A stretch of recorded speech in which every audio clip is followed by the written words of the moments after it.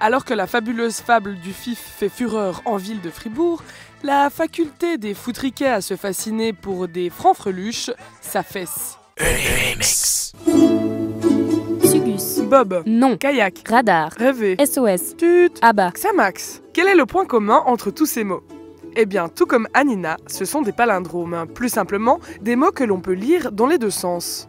Capicua 1, Capicua 2, Capicua 3. Anina Yataï Salas cumule les palindromes et à 10 ans dans la cour de récréation, ce n'est pas fédérateur. Suite à une bousculade et l'envol dramatique de 2 tranches de pain et une de salami, Anina et Yezel reçoivent la même punition. Garder une enveloppe scellée durant 1 semaine. Ceci est bien entendu une astuce de la direction pour réconcilier les 2 petites filles. Le réalisateur nous emmène dans un univers poétique et pastel en 2D. Les personnages sont dessinés, découpés, puis animés. Cette rigidité du papier les rend maladroits, donc attachants. Il en est de même pour la disproportion des têtes. Les ombres offrent un second plan d'interprétation puisque souvent elles ne correspondent plus au premier plan. Notamment quand l'ombre de Yezel suggère un éléphant. Les ombres deviennent les acteurs principaux.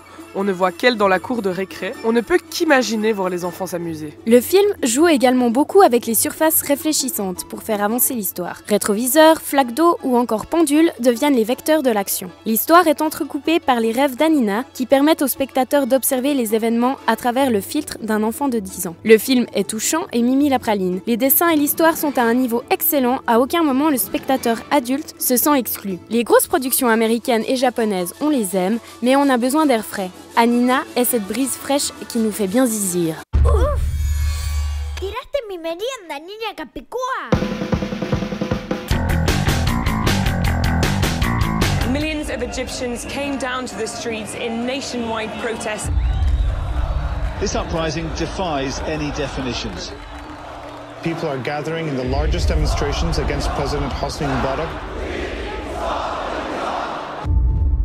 قرار السيد الرئيس محمد حسني مبارك بالتخلي عن منصب رئيس الجمهورية. 25 janvier 2011. Les rues du Caire grondent.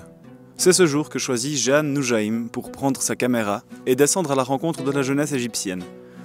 Nous faisons donc la connaissance de 3 personnages qui nous suivront durant l'intégralité du documentaire.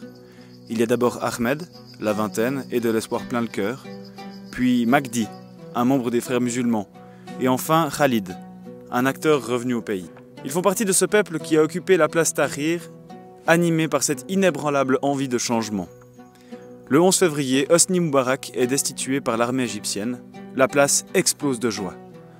Mais l'histoire n'est pas si facile, et bientôt Ahmed et ses compagnons se rendent compte de leur erreur. Ce n'est que le début d'une spirale de violence quasi quotidienne. Avec The Square, Jeanne Noujaim livre le meilleur documentaire de l'année. Les images sont rudes, mais ne sombrent pas dans une sorte de surexposition de la violence et préservent ainsi la dignité des protagonistes. Sans s'arrêter aux simples faits, l'équipe de tournage analyse intelligemment les mécanismes émotionnels qui s'articulent entre Ahmed, Magdi et Khalid. Elle parvient également à montrer la complexité de la situation. 3 hommes d'abord unis par la même cause, mais qui se retrouvent vite d'un côté et de l'autre des affrontements. Un film émouvant, qui porte un regard proche sur des événements. Un film qui retranscrit une réalité humaine de manière forte. The Square, un film qu'il faut absolument voir. Vous l'aurez compris, on vous conseille ces 2 films, The Square et Anina. Nous, on y retourne. Ciao ciao.